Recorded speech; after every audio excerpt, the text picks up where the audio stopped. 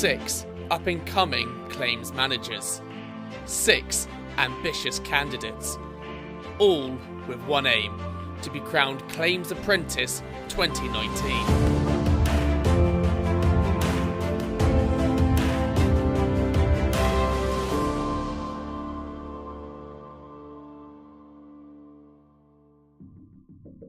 It's day 3 of the Claims Apprentice, and having rested after their debate, the candidates meet Kennedy's senior partner Nick Thomas to find out about the second challenge. Good morning, everybody.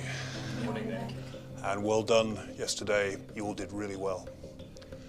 Today's task is dealing with another issue that is massive within business generally, and I'm pleased to say the insurance industry has taken a leading light in progressing it, which is the whole question of diversity and inclusion.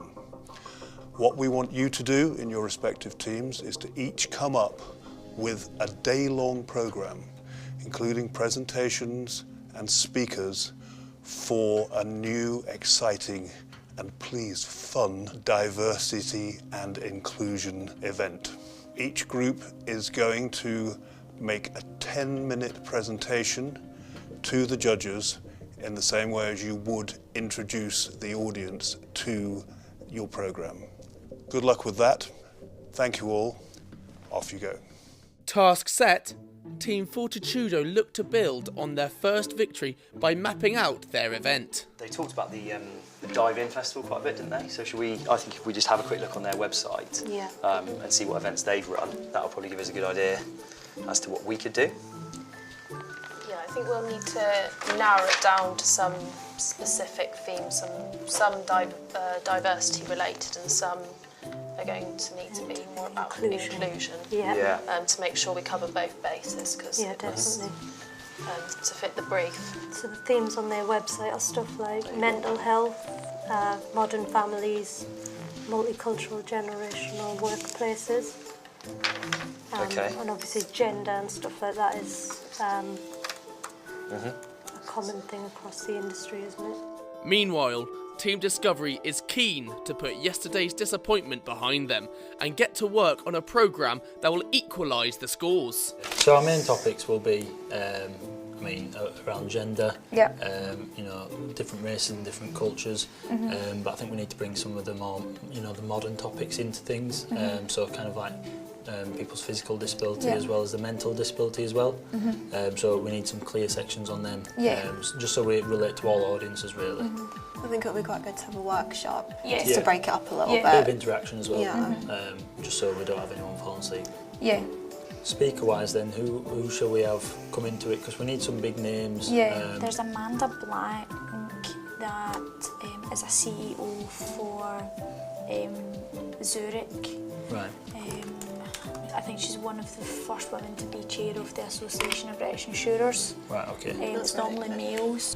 Some of Nick Thomas's trusted advisors have been overseeing the team's progress. From the moment they were given the diversity inclusion task, Team Discovery have really thrown themselves into this.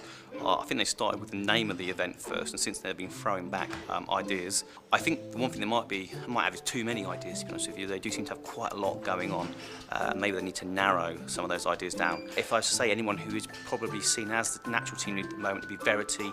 She does seem to be the person who's sitting in the middle, leading the discussion, helping kind of perhaps bring their ideas and kind of fine-tune them. So Team Fortitudo have really embraced this diversity and inclusion task, and they've really started looking at different areas that they can tackle within it. Nobody's currently taking the lead, and they are really listening to each other. When someone puts forward an argument, they're all talking about it and discussing other points of it. So no natural leader at the moment, a very cooperative group, but we'll see in days to come whether a stronger leader develops. With minutes to spare, Team Fortitudo puts the finishing touches on their presentation. We're going to make the group do another unconscious bias test at the end. Yeah. I think so. Okay. And even if it doesn't work and they do draw exactly the same thing, I think that probably articulates what we're trying to achieve and say, look, this was a 10-minute example, hopefully on the day. I think we know what we've each got to contribute, and we've got a presentation, so yeah.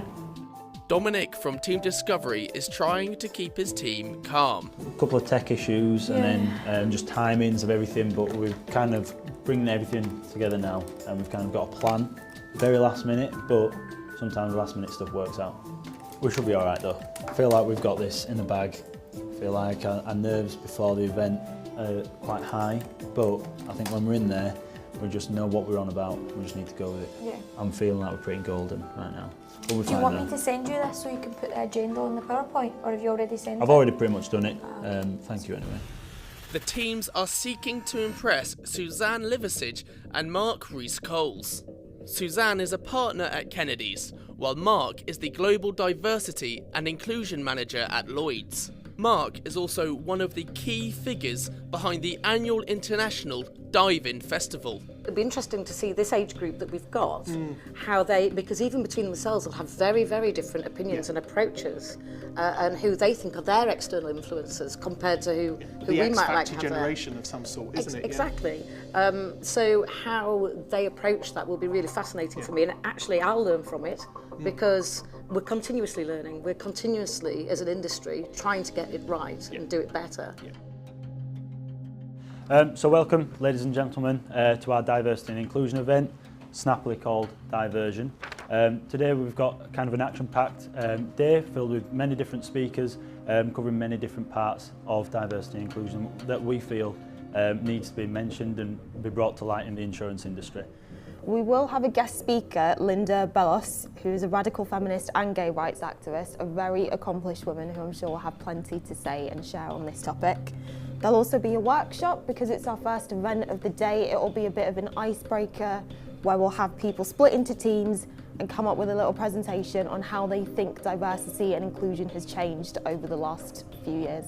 We'll also have a fun quiz in there as well at the beginning, and you'll be choosing, there'll be pictures up on the screen and you have to allocate job titles to different people as to what role you think they do, and then we'll do it again at the end to see if perceptions are changed a little. When you went through this process, do you think you learnt something yourself? Intersectionality was the thing for me that really stuck out as quite important. So I can tell you how many black people there are in senior positions in insurance, 3.6%. And I can tell you how many women there are in senior positions, that one's 21%. But I can't tell you how many black women there are. And so for me, one day I'd love to be a claims manager. I can't tell you how many people look like me and have made it that far. Something like that is really important. Thank you very much. Yeah, thank you. Next, it is Team Fortitudo's turn. So the name of our festival for the day is called Breakout. So just going to ask you to draw a picture of a doctor, draw a picture of a nurse and a firefighter. Well, my nurse has got a skirt. My really bad attempt at a skirt. And actually, his doctor's bald and with glasses. I think we went for the same fireman, but I really can't show you mine because it looks wrong. It's an unconscious bias test, and it's basically to see which professions which genders you would assume would be associated with that profession, and whether we're more inherently biased. And I think the point of the exercise, we do it at the beginning and then at the end of the day, and see whether people's responses changed. So for the day, we thought a good guess would be Stephen Fry. So I'm sure you're all aware of who Stephen Fry is, and that was the kind of whole concept, I guess, having someone that's a recognised figure, but I think more importantly than that, who's publicly been through, challenged his own demons of mental health very publicly, because I guess we're just trying to get this perhaps very quiet topic of mental health. People aren't talking about it as frequently as they should be, getting it out in the open, and having an advocate like Stephen Fry, someone who's done exactly that. You've obviously got 3 great speakers that you're going to have during the event. I mean, how did you come to that conclusion? I think Stephen Fry works in the mental health arena because, and likewise Nigel Owens, both really high-profile people who've done really well, you know, despite the adversity that they've clearly faced. So yeah, a bit of interest and people who can really articulate the challenges that they've overcome. Thank you. Thank you. Both presentations over, Suzanne and Mark discussed the merits of both teams' presentations before inviting the teams back in the room. We're going to start with team discovery. We found that your journey for the day was really, really good. It was a really strong journey that you were going to take people on, you know, from the history all the way through the different elements, touching on sort of the intersectionality as well. So I felt that was a really strong part of your day. So Fortitudo, what I really liked at the beginning was the whole character element that you got us to draw. What we thought those three particular characters should be how they should be represented. But then later on, as part of the whole presentation is hopefully people have a different mindset towards the end, so that you were hoping that you would get something from that. One of our litmus tests was going to be, which one do we want to go to? And we want to go to both. So congratulations, you made it very, very difficult. But in these circumstances, we have to pick a winner. And so the winner is...